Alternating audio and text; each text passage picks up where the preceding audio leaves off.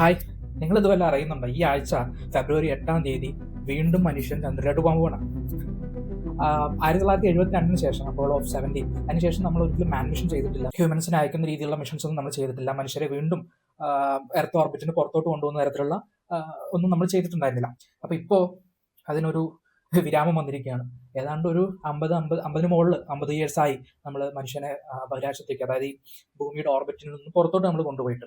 അപ്പോൾ ഇപ്പോൾ വീണ്ടും ഈ ഫെബ്രുവരി 8 നാസ ഒരു 4 പേരടങ്ങുന്ന ഒരു ക്രൂ അവർ വീണ്ടും പോകാൻ പോവുകയാണ്. ചന്ദ്രനിലോട്ടാണ് പോകുന്നത്. ചന്ദ്രനിലോട്ട് പോകുന്നു എന്ന് പറയുമ്പോൾ നേരെ ചെന്നിട്ട് നമ്മുടെ ഫസ്റ്റ് മിഷൻ ഉണ്ടായിരുന്നു, അപ്പോളോ 11 ഉണ്ടായിരുന്നില്ലേ, അതുപോലെ അവിടെ ചെന്നിട്ട് ഇറങ്ങുക, അവിടുന്ന് എന്തെങ്കിലും സാമ്പിളുകൾ ശേഖരിക്കുക, ഇതൊന്നുമല്ല ചെയ്യുന്നത്. മൂന്നിനെ വലം വെക്കുക എന്നുള്ളതാണ്. ഒരിക്കലും ഈ ഒരു ക്രൂ അവിടെ ഇറങ്ങുന്നില്ല, ചന്ദ്രനിൽ പോയിട്ട് ഇറങ്ങുന്നില്ല. പക്ഷേ ചന്ദ്രനെ വലം വെക്കുകയാണ്. ഏകദേശം ഒരു 10 ദിവസത്തെ ഒരു പ്ലാനായിട്ടാണ് ഈ ഒരു പ്രൊജക്ട് പോയിട്ടുള്ളത്. അപ്പോൾ ആർട്ടമിസ് 2 അപ്പോളോയ്ക്ക് ശേഷം ഒരുപക്ഷെ ചരിത്രമാവാൻ പോകുന്ന ഒരു പേരായിരിക്കും ആർട്ടമിസ്